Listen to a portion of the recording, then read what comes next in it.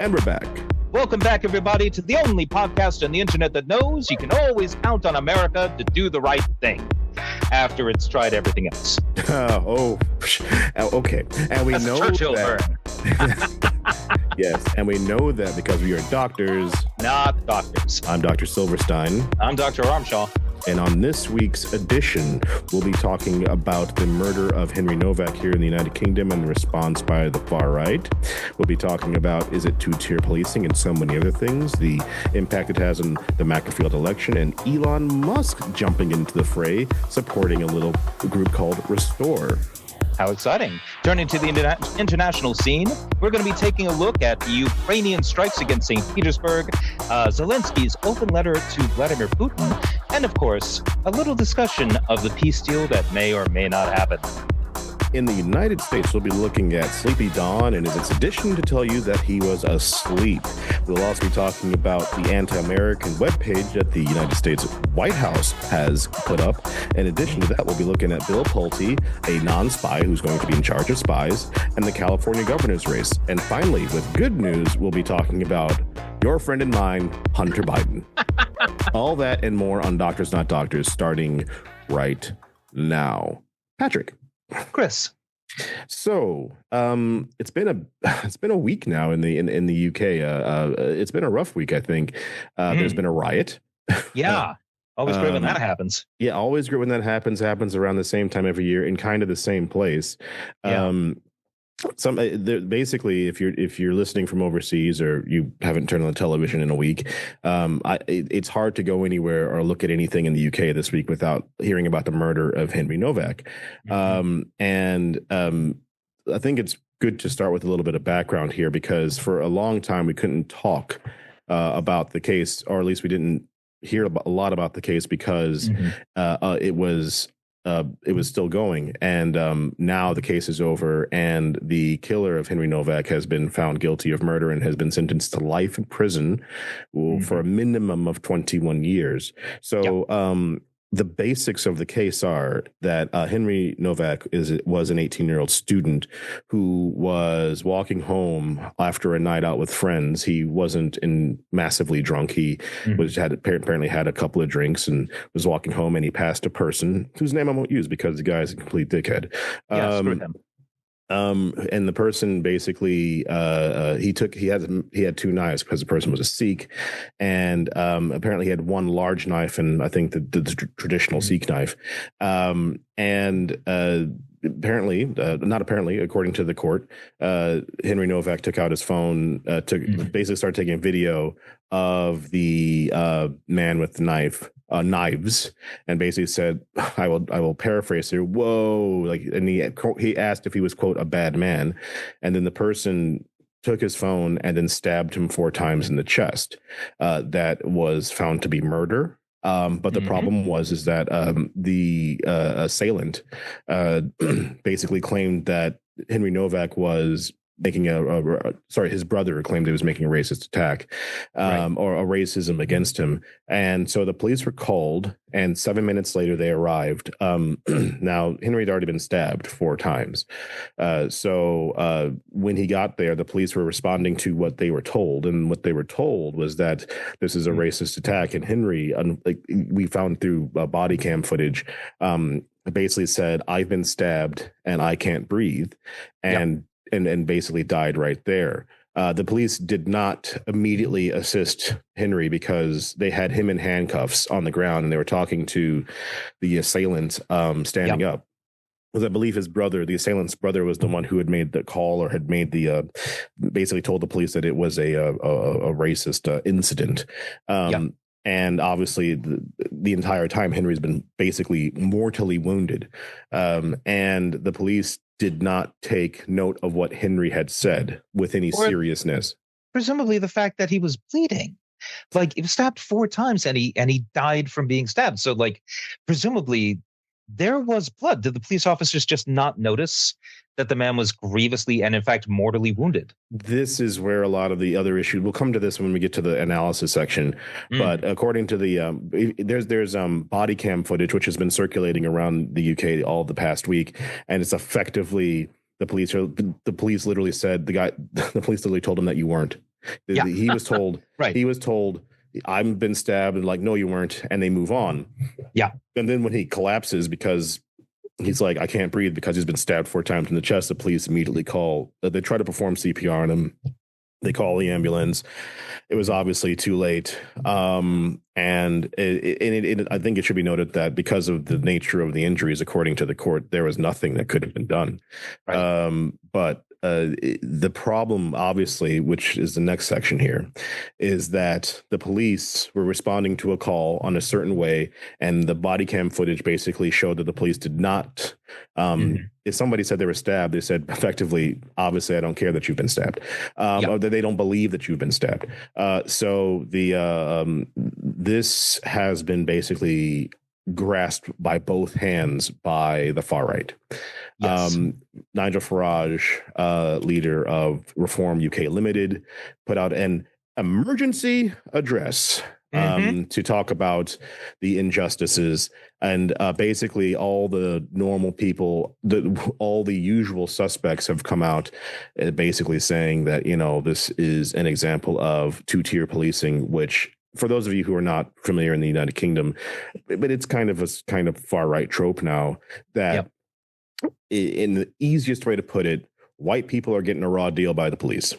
Yep. And if, brown people are in the streets, they're not getting arrested and they're not getting stopped. But if you're a white person, and the police see you, then, they're going to throw the book at you. And the kind of the impetus for this is really coming from like basically kind of 2 different kinds of protests or 2 different kinds of public demonstrations where some public demonstrations, like if they are kind of far right, the Tommy Tin names, things that they'll have a certain level of Stephen Yaxley Lemon. Yes. Yeah. There is a certain level of fear associated with those protests, whereas in the UK it might be a pro-Palestinian protest, it might be something else, but there is this big divide in the United Kingdom as to which of those protests effectively has legitimacy and which of those protests are in effect promoting a dangerous ideology. Right. And that is kind of the conversation that's happening in the United Kingdom, and they have 2 sides trying to win. And with this particular attack and the murder, the right wing has created, basically pounced on it with both hands. And it should be noted, and this is why it's such a big deal, that the family of Henry Nowak basically said, please do not use our son's death as your signpost for more racism. And almost instantly, the leader of Reform, Nigel Farage, put out this emergency broadcast, pretending to be the prime minister, pretending to be the savior of the country, and he said, we have to respond with, I should have written it down, pure cold rage. Pure was the phrase that he used. And also that white lives matter, and that and so basically he's gone to just immediately put his foot all the way down and basically said that this is the UK's George Floyd moment. Now he hasn't said that, but the kind of the far right is now saying this is the UK's George Floyd moment. Right.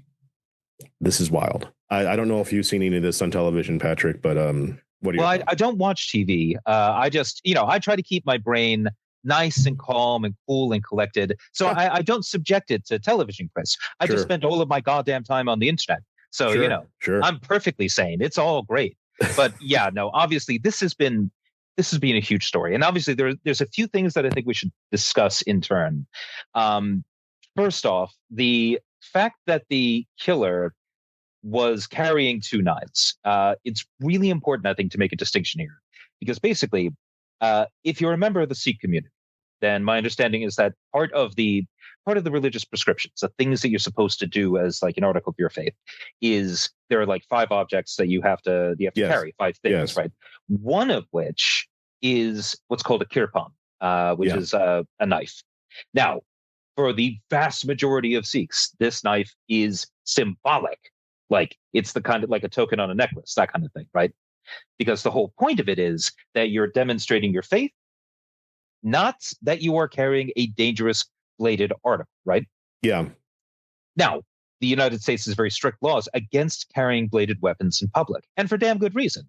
There are, however, some exceptions to this, or some limitations on the proscription. One of which, interestingly enough, has to do with if you are wearing formal Scottish dress, Chris. You'll be familiar with the Scian dubh, right? Exactly, scian dubh, which is a small dagger-like object that you carry. You wear it in your sock.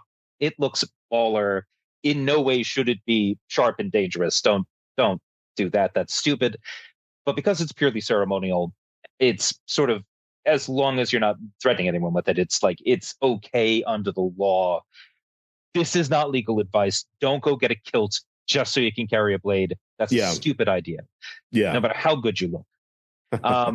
Now, one of the other things has to do with kirpans, precisely because they're religious articles, they're ceremonial, and so therefore, once again, and subject to the same restrictions, like, you can't threaten people with it. It is not illegal necessarily to carry a kirpan. The killer in this case was carrying a kirpan. Yeah. He was also carrying a fucking dangerous bladed weapon. And it's a second blade. Exactly. And there is absolutely no, from what I understand, religious prescription saying, and also you got to be strapped all the time. Like, that is just not a thing. And this knife, under no circumstances, would have fallen within the limitations on the restrictions of carrying weapons in public. So what was amazing to me was seeing so much of the British media repeat uncritically the idea that, he stabbed the kid with a kirpan. Yeah. And no, he didn't, actually. Yeah. That's not at all what happened. He stabbed him with a big fucking knife. Yeah.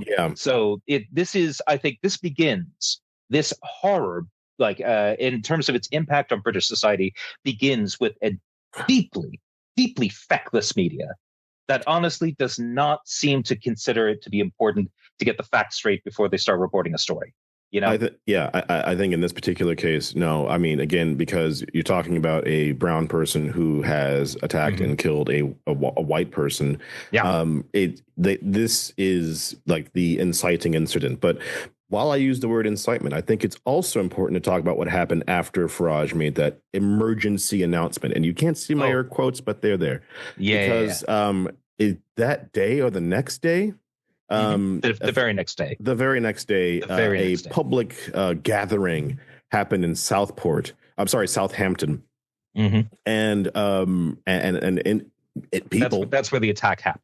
That's where the attack happened. So it was in Southampton. A group of people gathered together to try what you would think would be a protest. They were gathering at the police station, and then apparently, according to reports, we're going to take a walk to the assailant's family's home. Yeah. So, like, and we should be fair here. We should be fair because I think we want to make a distinction between the protest that happens at the police station in Southampton, and the subgroup of the protesters who then march on the neighborhood, apparently aiming for the home of the killer and his family. So the speeches at the rally, right? You've got, your normal run of thugs and fascists. You've got Stephen Yaxley Lennon, a.k.a. Tommy Robinson. You've got others who are known for being, racist fascists online. And all of them were saying things like, how dare his brother be allowed to walk the streets? Yeah. In other words, almost as if they were trying, without saying it, to encourage people to go and lynch the killer's family. And I will not say that they crossed the line legally towards incitement to riot.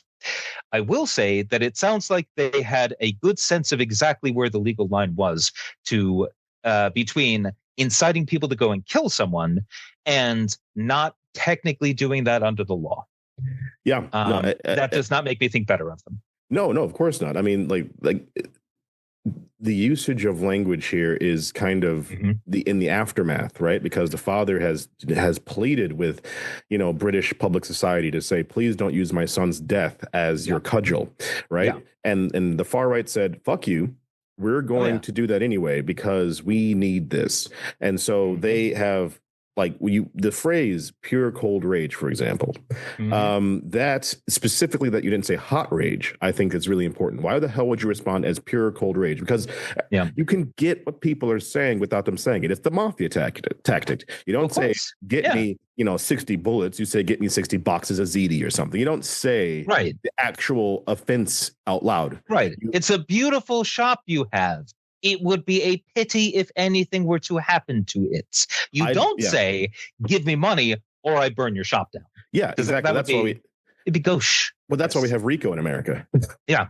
That's why we have racketeering charges and intimidation because the rules are like if you speak in a very specific way, you kind of you can avoid the charge of incitement. So all these people knew exactly what they were doing specifically as well, knowing how not to get specifically in trouble. But the next thing I want to talk about is kind of the two-tier policing and the George Floyd, and people trying to compare this with George Floyd in America. And if you are unaware, again, because this is now 6 years old, in 2020 during the COVID lockdowns, the police in Minneapolis or in Minnesota, I think it was Minneapolis.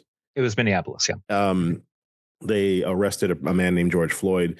He's a black man. They put the police had put a knee on his neck for nearly 10 minutes. And as he said, I can't breathe. The police did not care, and they killed that man. Yeah. It was murder. It was absolutely murder. It was found to be murder by the courts. The court said, oh, yeah, no, this is murder. This isn't like an accident. No, this is murder. Derek Chauvin, police officer with his knee on the guy's neck. You are a murderer, and now you're going to jail. Yeah, they wouldn't obviously they didn't take the knee off of his neck, which is why he died. It was the policeman's knee on his neck is what killed him, right? Yes, that is what makes it the George Floyd moment, where this black man was on the ground screaming for his mother because he was dying, and the police said, I don't give a shit, right? Yeah, I will continue to kill you. Yeah, I will continue to restrain you and put my knee on your neck, even though you say I can't breathe. And it's like, of course you can, because you're obviously some big black monster, and we need to make sure that you're not going to wreak havoc across the city. See, that's bad. That is when the police actually kill people. And in America, that unfortunately happens far too regularly. Yes, it absolutely does. Over our history, and I mean, it just continues to happen. And so when I've seen the video. It's on the Telegraph somewhere of people saying this is the UK's George Floyd moment because the same phrase was used, I can't breathe, which is a shame that this kid had to scream that out and the police did not pay attention. There's a massive difference here. The difference is that the police didn't put the blade in his chest. Yeah. The police did not actively kill this person. Did they sit there and sit on their hands and just kind of ignore a police saying I've been stabbed? At the very least, if somebody says I've been stabbed, have a look. Yeah, like, and then like, you've been stabbed. Okay, let's see where. And because obviously if they're lying, they're going to be, I can't tell you. But if somebody has been stabbed, the first thing you should do is be like, hang on, you've claimed that you've been attacked. Now this person's claimed you've been racist towards them, but you've claimed you've been stabbed. So where?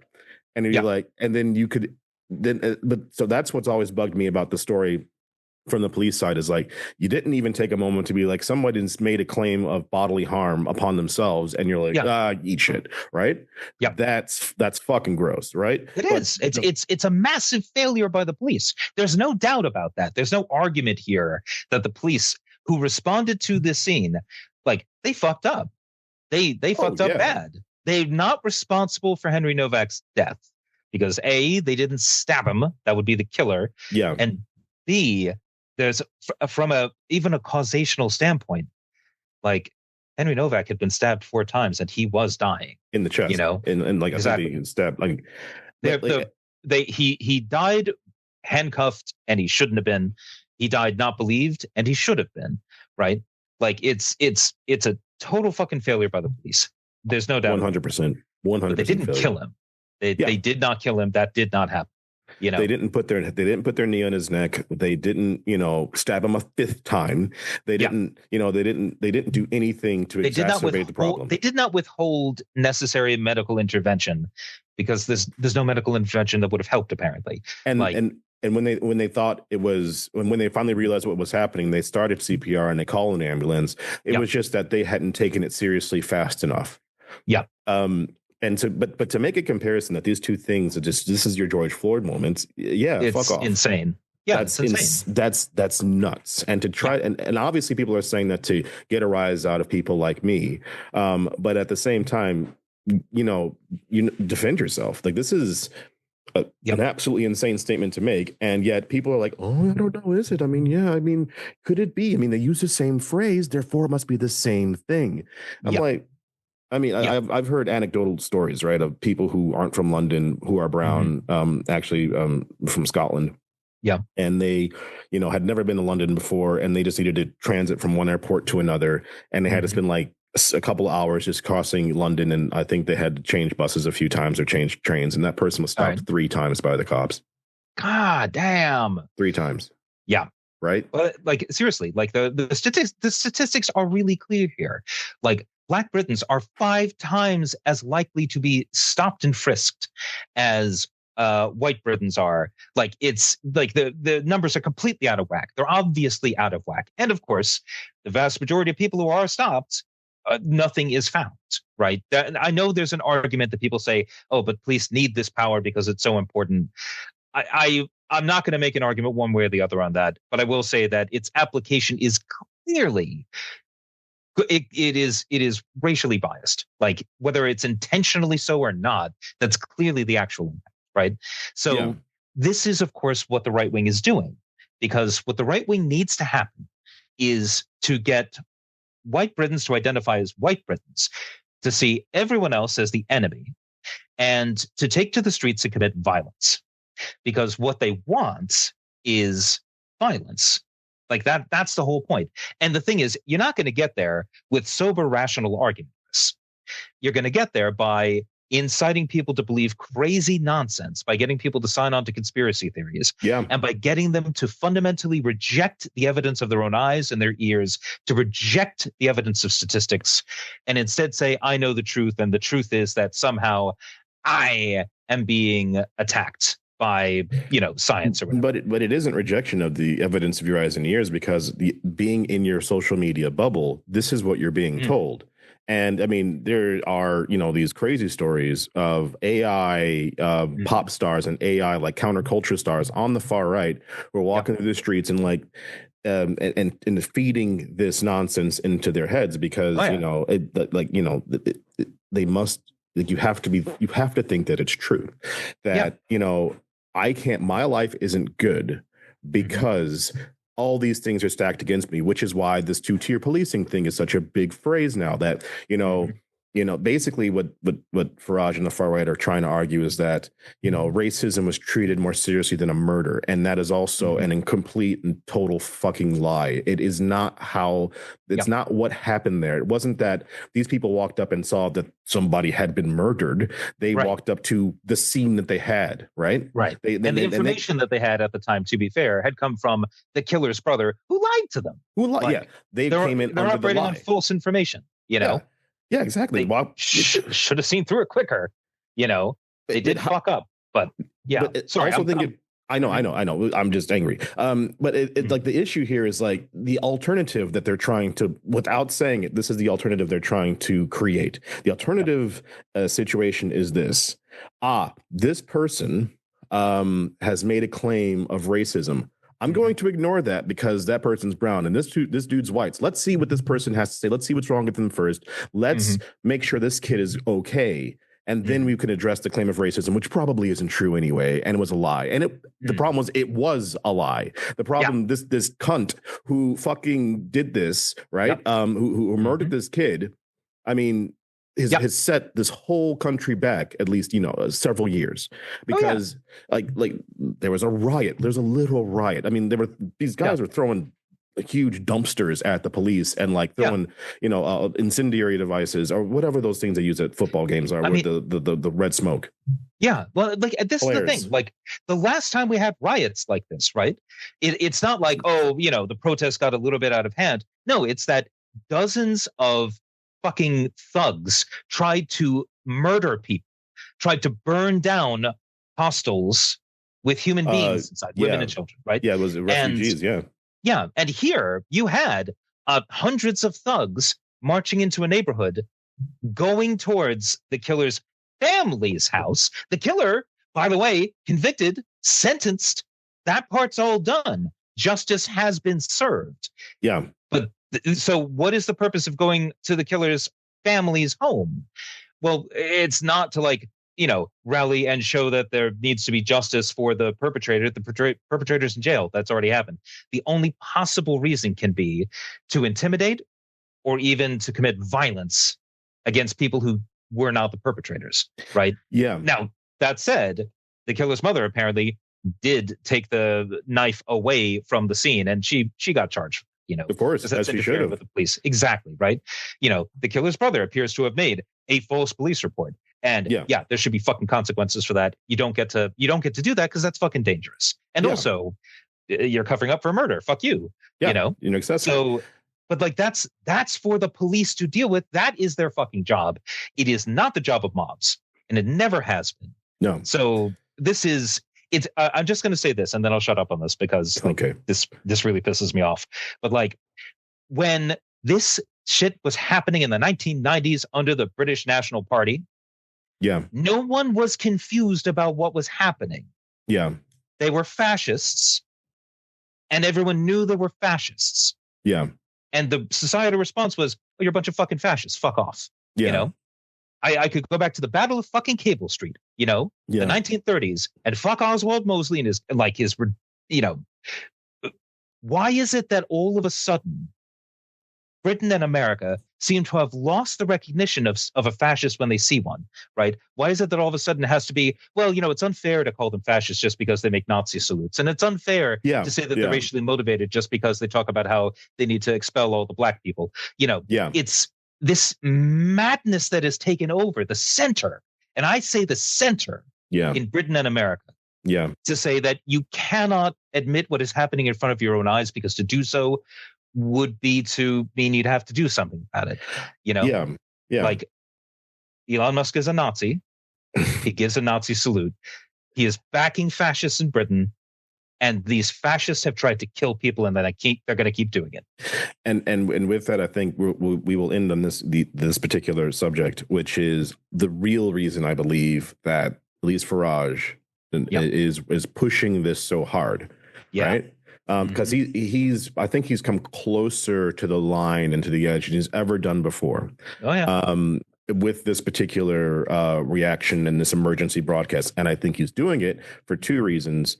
One is because of Restore Britain. Yep. So there's a political party run by a rival of Farage who used to be in Reform, whose name is Rupert Lowe, and if you look at some of the polling.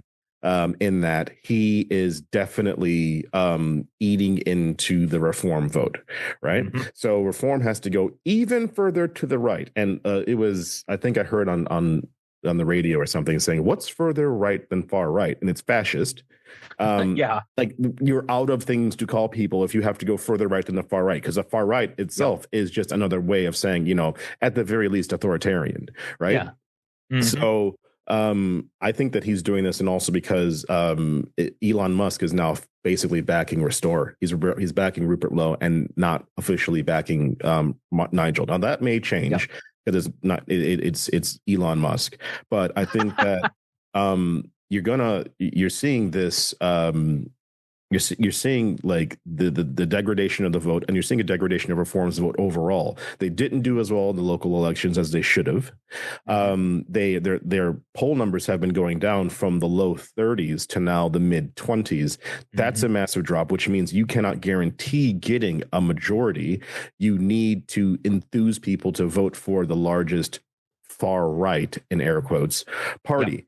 And Restore is just openly racist. I mean, that's what they're about. They're like, I don't care if somebody calls me racist. This is what I believe. And so that's what this kind of cohort, this 25, 30%, or right now, let's say 7% wants, right? Mm-hmm. And I think that this is really rattling Farage because Farage has also got all these other issues about the £5 million that was donated to him, the house that he bought, all this other stuff that's really starting to chip away at this previously, indelible shield that was around his party and himself.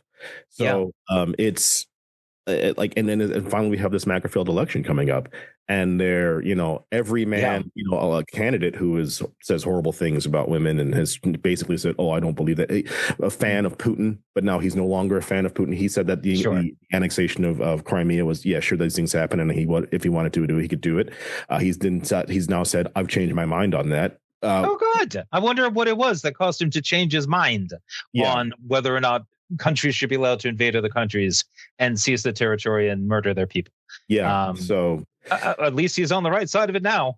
Yeah. So, at least now, just before an election. And that's why I think that the real core of this push is it has nothing to do with Novak. It has nothing to do with the family. Never did. It's all about trying to outflank Restore, but Restore can always move even further to the right.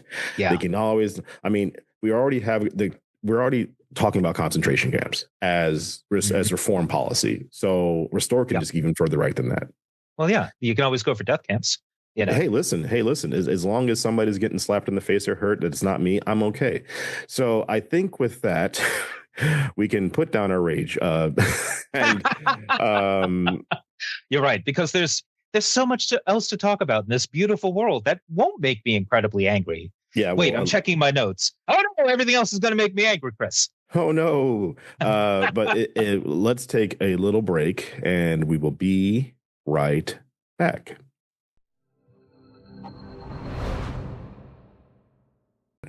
And we're back. And it's time to turn our attention to the international arena, Chris. Yeah, I think so. Because we were just talking about the idea that it's generally bad when countries invade other countries and try to seize their stuff and kill their people, right? Yeah, that's not great. We're not fans. Exactly. We're not fans here. Fans of that. It's a hot take, but we are sticking to it here on the pod. We are not in favor of imperialism. No. I'm not. I'm not a fan of it all. You know who is a fan of imperialism, Chris? Why don't you let me know? Well, that'd be Vladimir Putin. Yeah, famously. Exactly, right? So, very, very big on it, wants to reestablish the Russian Empire. It's going like gangbusters for him. So this is now, what is it, the 4th year and a half, more or less, of the 3-week special operation. Military operation, yeah. Yeah, it's great. Although, really, it's a war that's been going on since, 2014? Since 2014, yes. Yeah, so it's only 12 years. It's going great. It's going great. Any day now, they're going to win. Any day, yes. But because they've been winning so hard that something interesting happened. Now, recently, Vladimir Putin had a big sort of investment expo in St. Petersburg. Yes. St. Petersburg, beautiful city. By the way, been to it. It's on, wow. It's in the northwest of the country. Used to be the imperial capital back in a day under Peter, hence why he named it after himself, basically, kind of, sort of. Fair enough. Yeah, that's what you do when you're Peter the Great. But so as people were arriving for this big, investment shindig where he could get people to invest in Russia and give them lots of money, the attendees were treated to a fun site. Chris, would you like to know what that site was? I would love to know what that site was. Oh, those were Ukrainian drones slamming into oil facilities, leaving huge billowing plumes of dark smoke flooding the sky. Good Lord. Which is exactly the kind of backdrop you want right before you decide to give Vladimir Putin your money, I find. I think that's a great backdrop, Chris.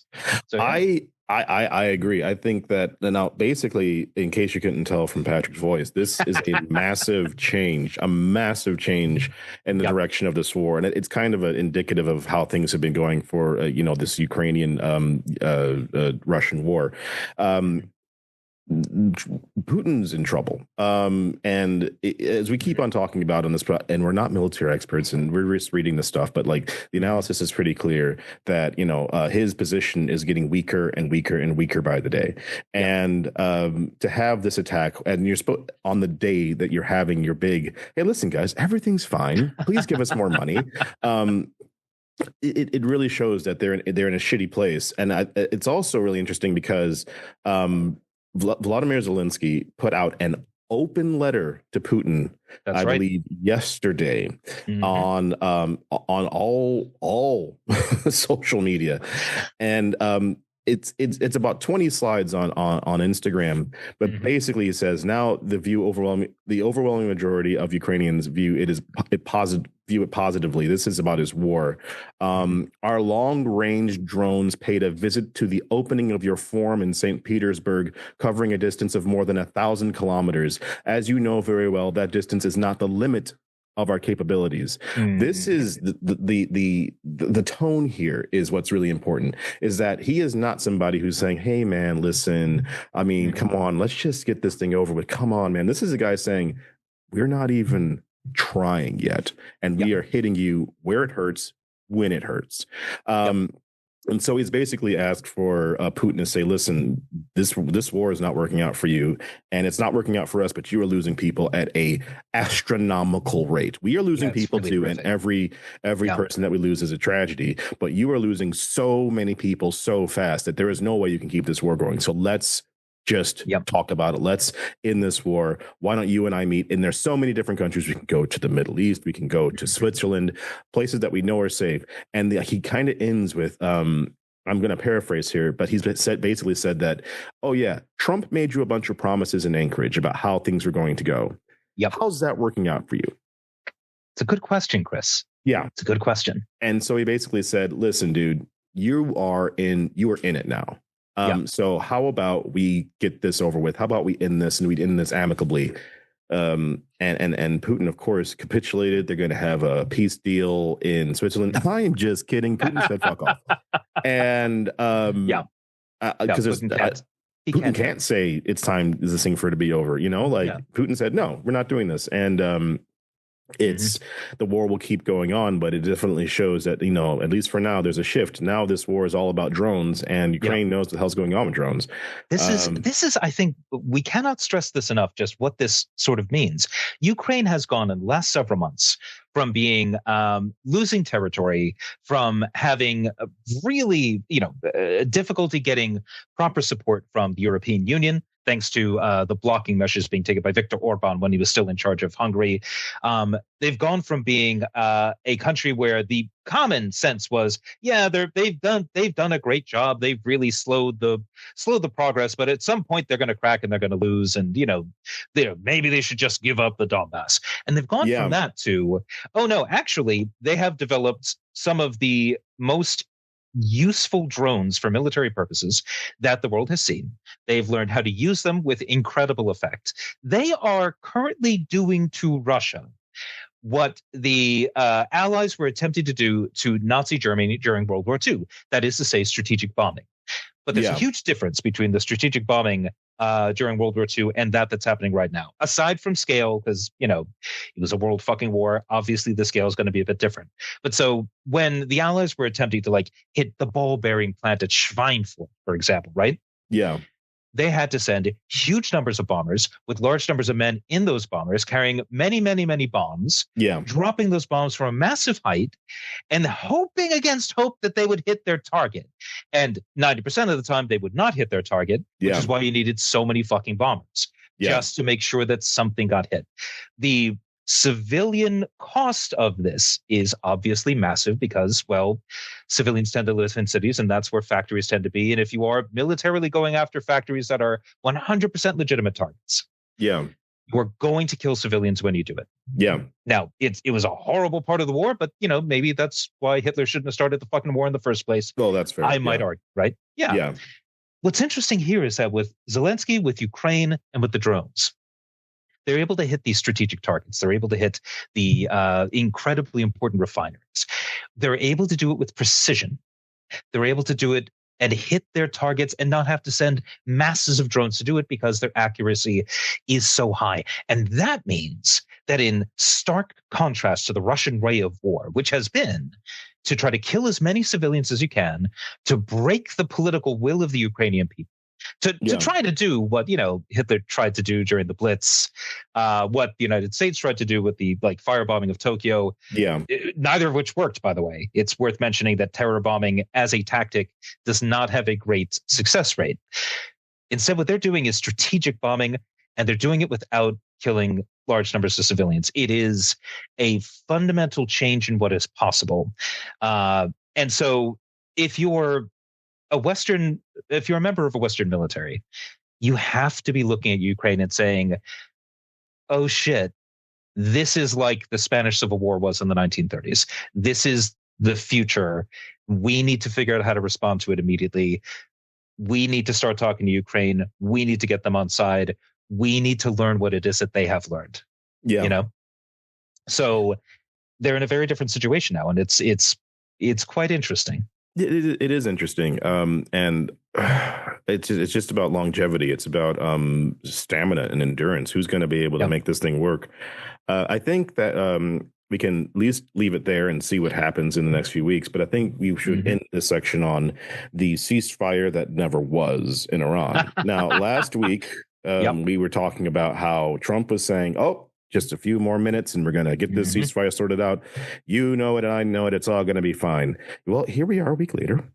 And still waiting for Godot. Still waiting for Godot, yes. And I mean, like, is it? I think what we said last week was like, is this going to? It's only two answers. It's either going to happen or it's going to be a fucking disgrace. Yeah. And the problem is that, you know, and on an almost personal note, I happen to meet people recently who are directly affected by the actions of Trump in this war, and this kind of not even intransigence. It's just this cavalier attitude towards people's lives.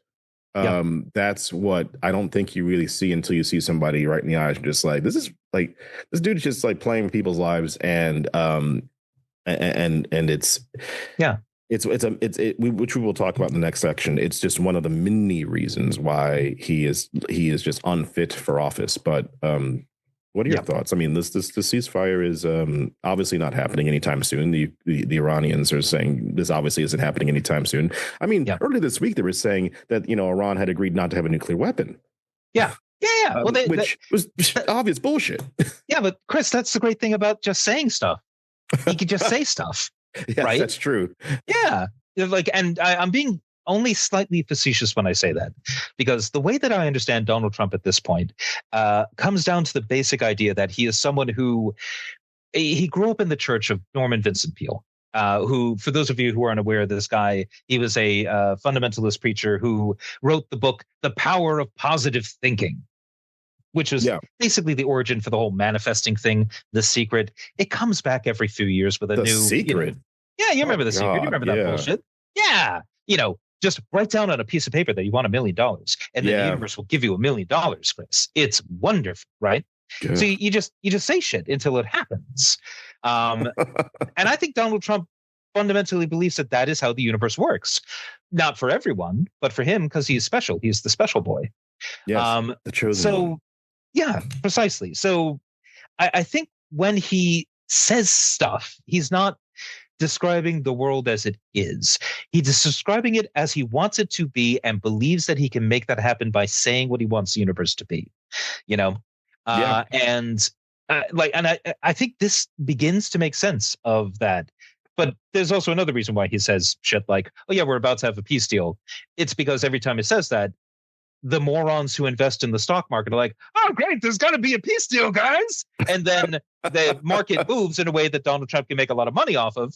And then those guys all lose their money because then Iran comes out and says, "Haha, no, we're not having a peace deal because fuck you. Why would we do this?" Yeah. And that leads me to my third reason why Donald Trump does what he does: shame. Shame. And okay. Yes, because the fundamental problem here is this: Donald Trump cannot afford to look weak.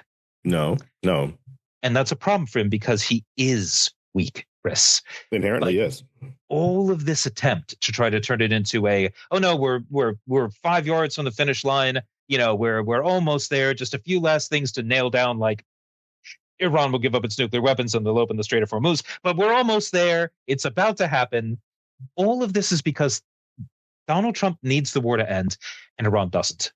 Or rather, the Iranian regime doesn't. That's right. The Iranian regime has no interest in ending this war at any particular time, whereas Donald Trump, I mean, he's already more or less out of the space of his direct influence on elections, right? Yeah. He can influence heavily Republican primaries, but now you have to talk to regular people. So, and this is therefore it is there is no point, almost in a Reagan-esque way, for the Iranians that, you know, like how the Iranians basically held out on the hostages until Reagan came in, literally released them on the day that, you know, Reagan took office, like at 12:01 or whatever. All of a sudden they came out. To be fair, that's because the Reagan administration was in contact with the mullahs and saying, don't release the hostages, keep the Americans locked up until Ronald Reagan gets elected. Absolutely, yes. They were in breach of the Hatch Act and definitely fucked it up. It's light treason, Chris. It's light treason. I mean, in age, like a little treason never hurt anybody. But I think that they could be playing the same game now. I mean, basically to make sure that he doesn't get any victories, but still has to do what they say. Because as I say every time we mention it, and I almost didn't say it this time, on February 27th, 2026, oil costs the same amount of money, costs less, and the streets of Hormuz are open. Today, that's not the case. And with that, I think we will take a break and get into the America section, and then we will be right back. And we're back. So, listen, I don't know if you've been paying attention to things coming out of the White House, specifically videos and press conferences, releases when, you know, Trump is sitting there in a room full of people as, you know, they shone praise upon him as they shine down their light and say, Mr. President, you are the light that builds this country. You are the sound that fills the chamber. And the entire time Trump just with the droopy lip, just off in the corner, just in the center of all these people, actively asleep. Like it's been incredible. Some of the images of him like leaning in a 45-degree angle with his eyes closed. Like seriously. It's pretty great, Chris. It's great optics. It's great optics. And in fact, it's been noted by several people, mostly on almost exclusively on the left. And it kind of comes from this concept where Donald Trump tweets or truths a lot, but he typically truths from about 10 to midnight, from like that starting period to about 4 o'clock in the morning or 5 o'clock in the morning. It's not every night, but it's most nights. And the stuff that he's putting out there isn't, you know, well thought out policy concepts. It is usually stop being so fucking crazy, or a picture of him taking a shit on Chicago, or him as Jesus, or things like that. Right. Very normal. Very normal. Oh, aliens as well. Lots of alien stuff.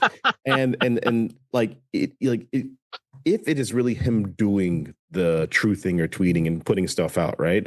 And you're up from, let's say, midnight to 5 a.m. tweeting and just putting stuff out there, there is no way you are staying up and sitting in a room with a bunch of people, not saying anything interesting, just spraying praise upon you and what you just expect, right? It's not nice. You're just like, keep talking, keep praising me, right? You're just going to fall asleep because he's 80. What's he, 79, 80 years old? He is almost 80 years old. He is going to be 80 very soon. He has built an octagon in the White House grounds, Chris, to celebrate his 80th birthday. Yes, the UFC, MMA fights will be on the White House lawn because that's what that is now. That's where we are. It's just like Vegas. And so people have noticed that he's been asleep all the time. And so it's coming to my attention through Instagram and stuff that anyone who's mentioned this has now been put on a list from the White House. And it's called the Media Offenders List. Wow. Person That's named David a very Pakman. normal thing for a government to keep. Yeah. We have basically the White House. The White House has a webpage that just talks about all the lies, specifically when he's asleep. So They have this person here named basically it has this format: the outlet who made the offense, the reporters who made the offense, the claim, obvious lies, the category, which comes into two categories here. It's conspiracy theories and left-wing lunacy, and the offense against His Holiness, the President of the United States, is that people said that he's seen falling asleep. The truth, that Joe Biden slept a lot and you don't know anything. That's a really good response to, hey, that motherfucker's asleep right now, is to say other people sleep. I'm actually going to read you what they say, just because I'm not paraphrasing. Please do. Yeah. So the offense was that people had said the president has severe daytime somnolence, which means he just falls asleep. He falls asleep very often. He's fallen asleep in the Oval Office on multiple occasions with people talking to him in the cabinet room. The truth.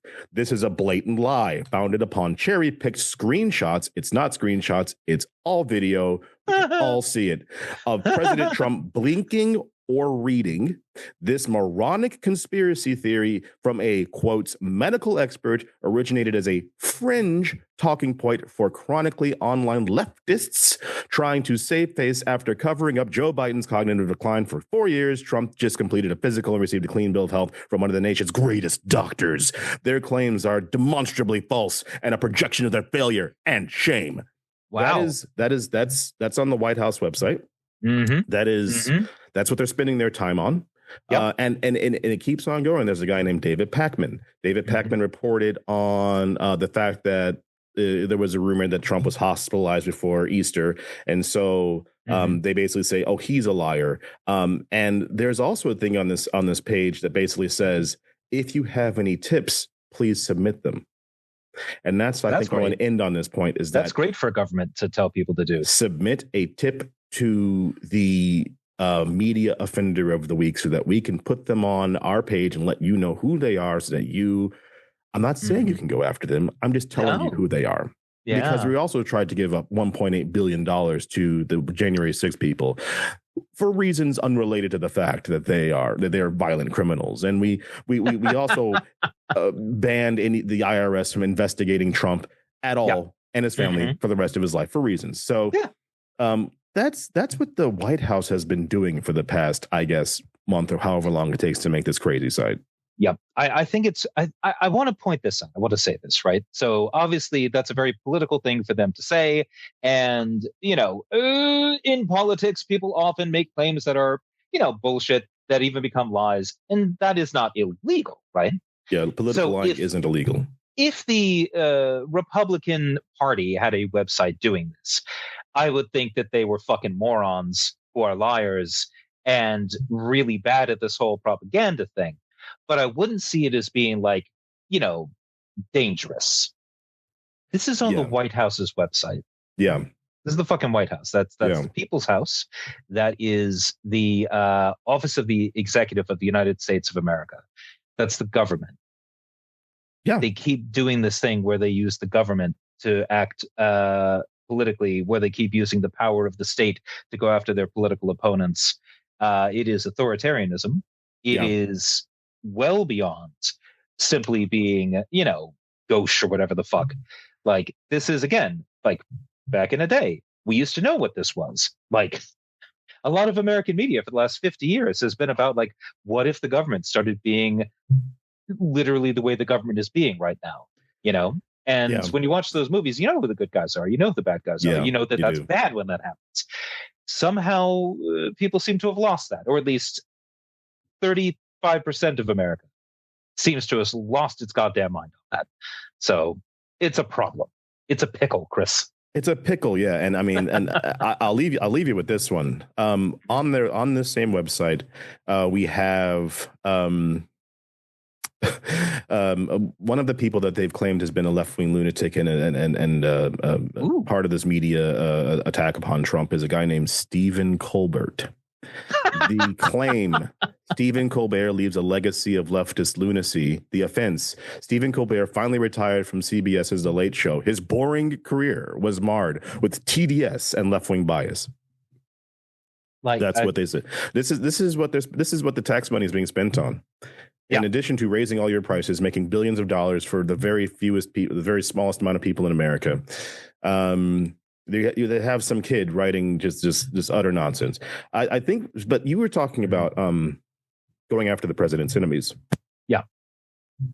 So I think you need to talk about the president's choice for Director of National Intelligence. Well, that's a funny thing that you bring that up, Chris, because here is a man who is well known for using the power of the state to go after the president's enemies. God, it's almost like we had that teed up and ready to go. No way. I would never say that. I would never say that. Right? Exactly. So organic.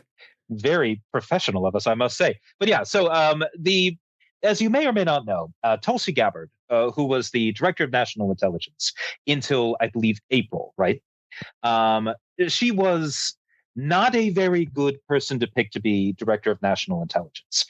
She was a bit of a Putin plant, a little bit on the pro-fascist side of town, if you will, and a little bit ridiculous, quite frankly. But so she decides to flee the country. She decides to resign from her position in the White House, and so obviously now the problem becomes, who do you pick? And that's kind of an issue for Trump. The office of the Director of National Intelligence. This is one of those areas of the government that's actually really important. The DNI basically pulls together information from lots of different sources. They have to be someone who can work with CIA, the FBI. They have to be able to, coordinate with many different groups. It really matters if they fuck up, right? So as part of that, the legislation that created the position said that the person who will be the Director of National Intelligence must possess significant intelligence experience. So anyway, Donald Trump decided, fuck that noise, and he's picked Bill Pulte to be his choice. Now, Bill Pulte is a real estate scion. Oh, well, that just makes sense.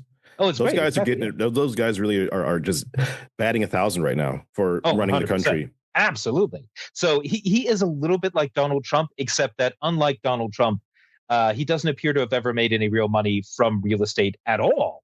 Oh, wow. Yeah, not even a little bit. Like, I think he got turfed out of the Pulte organization because he wasn't any good at it. And I think he owns a trailer park or two, something like that. But he has squillions of dollars because he inherited from his dad, who was good at the job. So he's a bit of a fail son, Chris. This guy got brought in to the government under the Trump administration, and I think he was at Sallie Mae. I'm going to look that up real quick just to make sure I'm not saying something fantastically stupid. Well, yeah, listen, I'll have a look at it as well. I mean, but what is the obsession with the Trump administration and just, it's Fannie Mae, by the way.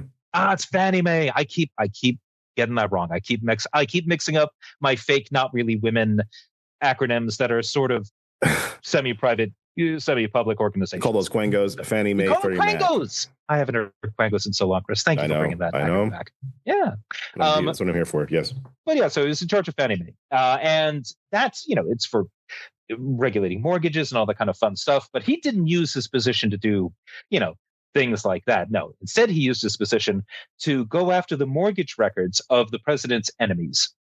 And basically tried to get the Department of Justice to launch criminal investigations of people over this.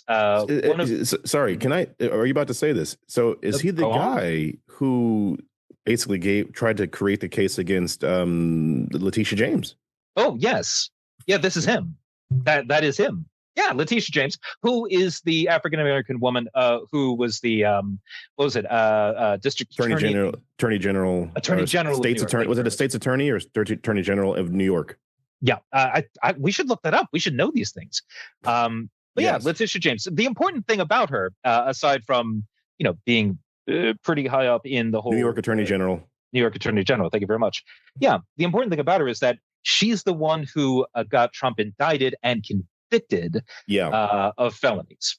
So when we call the president a criminal, we're not just being mean. We're just pointing out he's literally a felon. He's been convicted over 30 times of felony. And Letitia James is the woman who brought the case and won because the entire court and the jury was like, oh yeah, he committed crimes. They had eyes and ears. Exactly, right? So, he launches a bullshit case against Letitia James, claiming that she had committed mortgage fraud when she bought a home, and it was absolute horseshit. The whole thing fell apart the second it got before a judge, because of course it fucking did.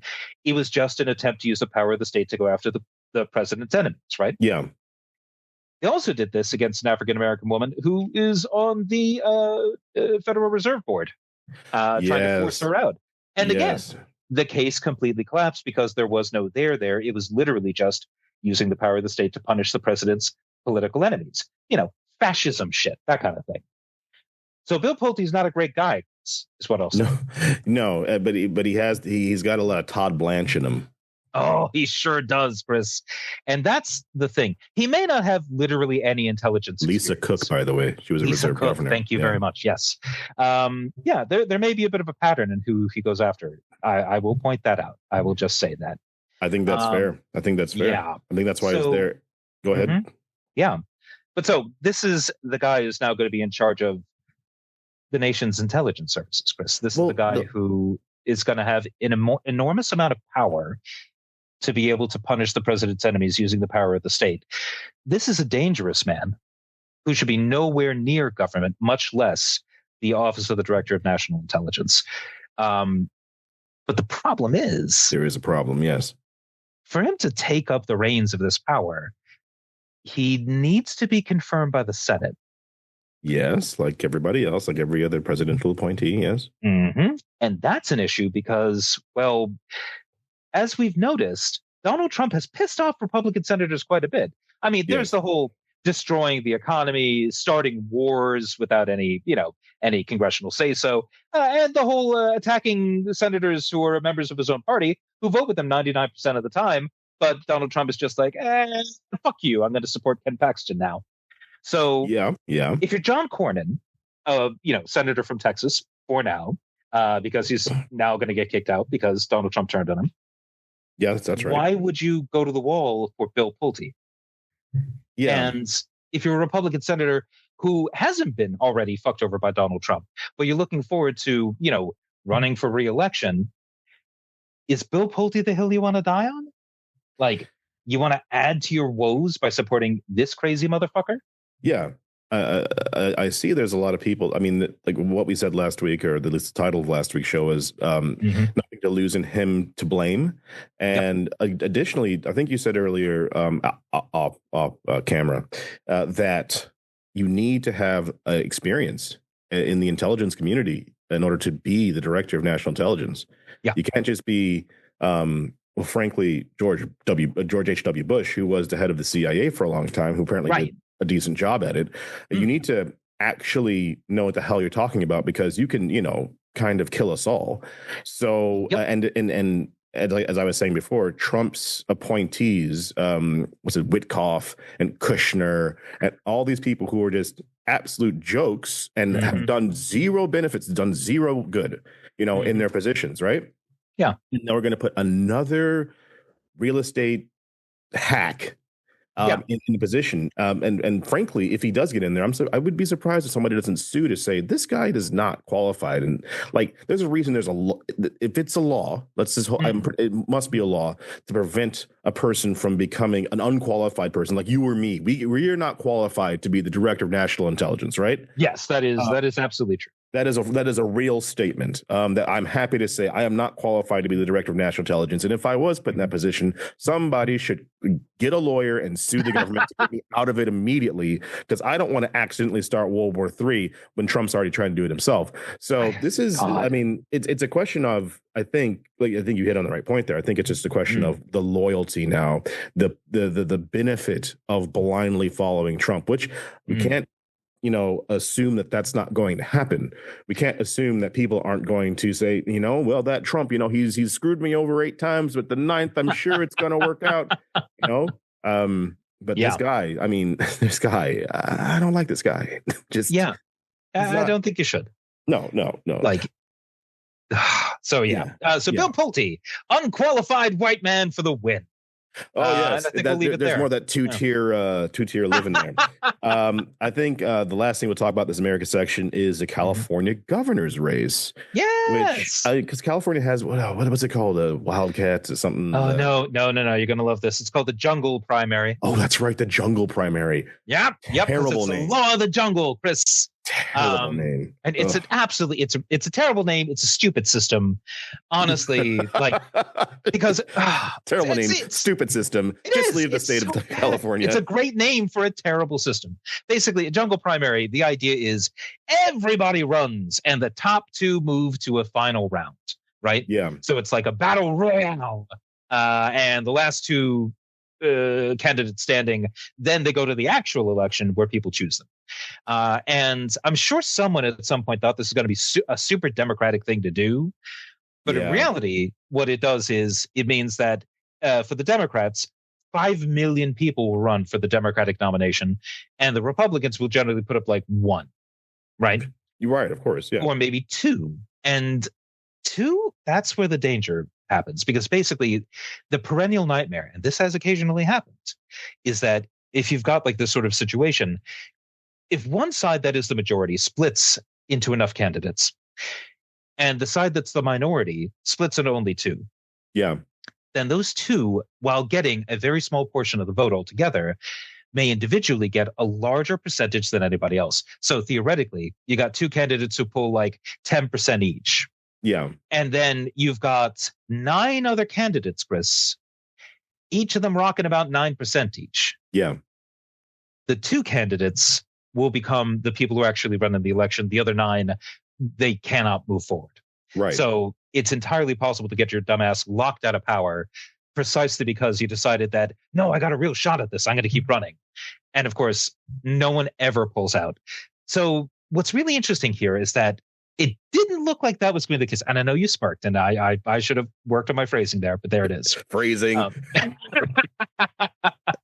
But so when this whole thing kicked off, right, you had quite a few people running on the Democratic side and only 2 people running on the Republican side. Right. And that's kind of the danger point. And what was fine, what was okay, was that there was one Democratic candidate who had clearly the biggest chunk of support, was definitely going to move on to the next round. It was all going to be fine. There was no danger. And his name, Chris, was Eric Swalwell. Who we've spoken about on the pod. We sure before. did. We sure did. Because Eric Swalwell did a naughty, and now he's the politician that was.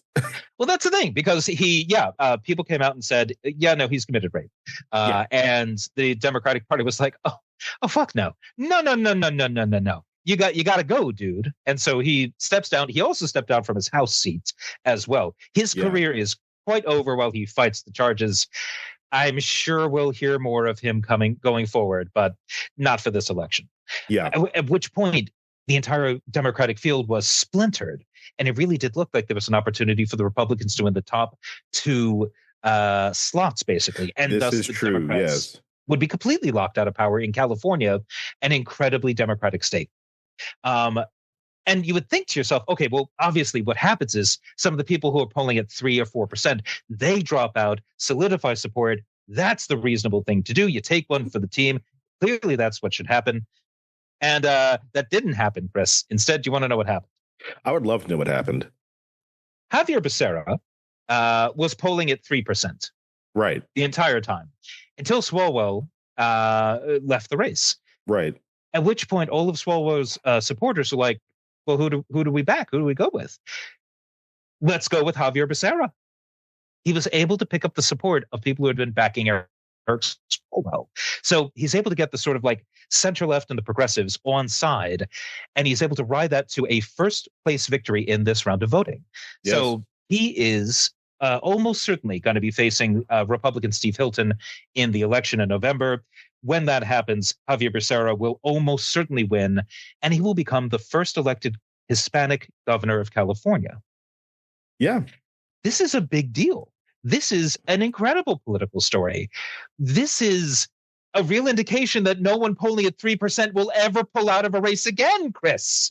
Well, yeah. Everyone's going to think, I'm the next Javier Becerra. It's going to be great. I see what you're saying. And basically, the issue here is that there's no alternative vote. There's no ranked choice. Yep.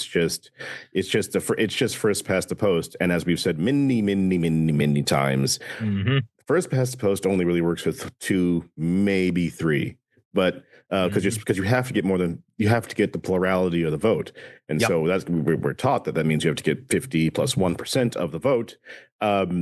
In reality, you just got to get more than everybody else. It's like the in reality, yeah. Oh, yeah. Well, it's a little bit like that old joke about the 2 people meeting a bear in the woods. You know, I don't have to be faster than the bear. I have to be faster than you. Yeah, and that's just it. You don't like Trump got 49.8% of the vote because there's a lot of people who run for president. Keir Starmer, the Labor Party got 33.4% of the vote. So because the more parties that you have in your race, the less you have to win. So Javier Becerra. I believe it's pronounced Javier. Thank you. Javier Becerra got 26.8% of the vote. I think they're still counting because there's lots of mail-in ballots. And Steve Hilton presently has 26.4% of the vote. When we're talking about a split of basically they both got 1.7 million votes.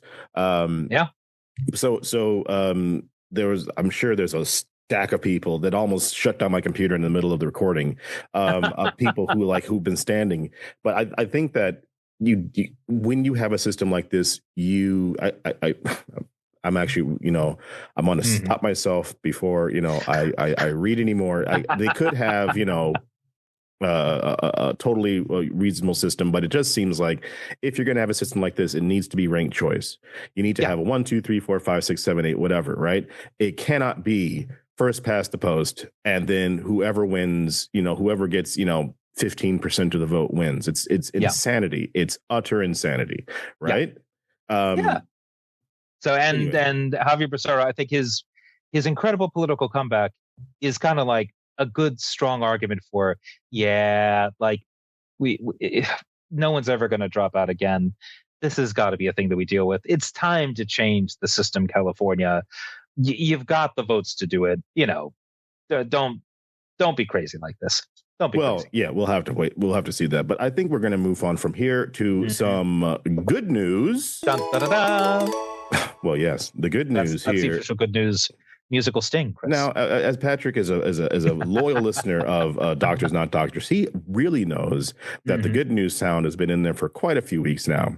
And it's a power move, Chris. It's a power move. It's a power move. Yes, I know what I'm doing. I work in politics.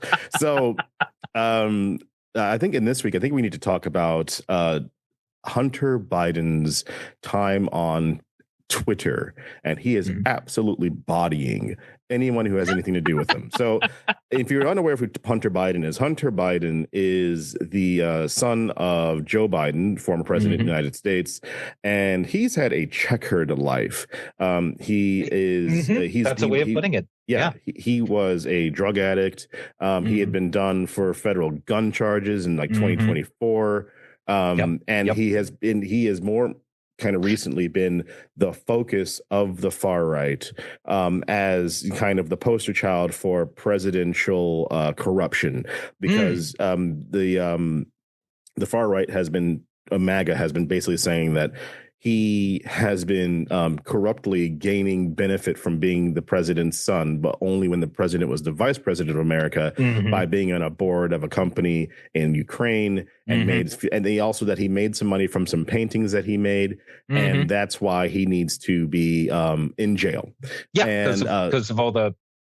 I'm sure there's a crime in there somewhere. Was there a crime in there, Chris? The crime was that he is Hunter Biden. And so there we go. Yes, exactly. And so people have been having a go. He basically a couple of days ago just kind of posted, "Hi, I'm Hunter Biden." This is in May. You never actually heard from me. And then he's just been going after everybody. Some guy basically put on there like, I don't like that you were corrupt. He's just like, I made $450,000 from, a couple of paintings that I made. The Trump kids are making billions. I think he went after and it's like Jared Kushner has been getting like $2 billion from the Saudis. Nobody knows where it's coming from. Nobody understands what's happening. And you don't have an issue with that. And the guy's like, whatever. I mean, his return to public life really started from Channel 5, which is a YouTube channel. And I can't remember the guy's name who runs it. Basically, he goes around and he tries to get, a regular version of a story. He's done one that's actually pretty good on ICE and how actual ICE agents feel about what's happening in the world right now and how they're being used. And it's a lot of stuff I didn't know about ICE. I mean, and like how some of them are very upset with how they're being used as political pawns. There's a huge Native American portion of ICE as well. Yeah, that's stuff that you learn. But basically Hunter Biden went on Channel 5 with Andrew something, and he basically this very long interview about just everything. And he went into his addictions and he went into his, his struggles, and he went in and he came out looking like, man, given who we've had as president in the past couple of years, I would not have an issue with Hunter Biden running. I know the guy's got troubles, but man, the guy, I think part of it's because he sounds like Joe Biden.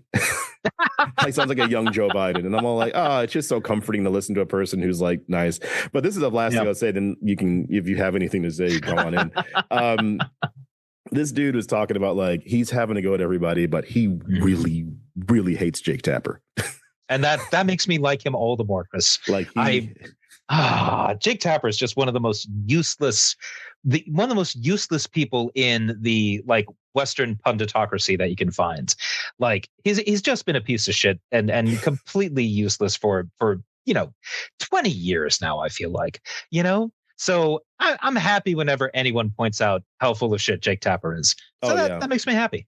That makes me happy. Yeah, Hunter has absolutely zero time for Jake Tapper, and that's fine. I mean, he talked about, and it was Andrew Callahan, by the way, on Channel 5, and he's I think that for all of the shit that he had to take and all the stuff he's had to go through, this dude has a checkered past, but he doesn't claim to be some holier than thou reborn Christian. He's like, this is my life and I'm real about it. And he's real about what he's about. And the left is kind of here for him and the right's trying to attack him. But it's this is not the guy you want to attack. This guy doesn't give a shit, and he doesn't need to give a shit. He's been through stuff. He's not just been living in some basement for the past 6 years, drinking colloidal silver or whatever. The guy. Yeah, no, he's relatable. God help me. Hunter Biden is relatable. That's exactly what it is. He's relatable. And given the change of how we are viewing public figures and people that we should be, looking towards for at least some advice, guidance, or at least a word, he's doing a good job. Keep it up, Hunter Biden. Would love to have you on the pod, obviously, because exactly. You listen. But I think that's all we have for today. And as always, I'm Dr. Silverstein. I'm Dr. Ramshaw. And we are doctors, not doctors. Good night.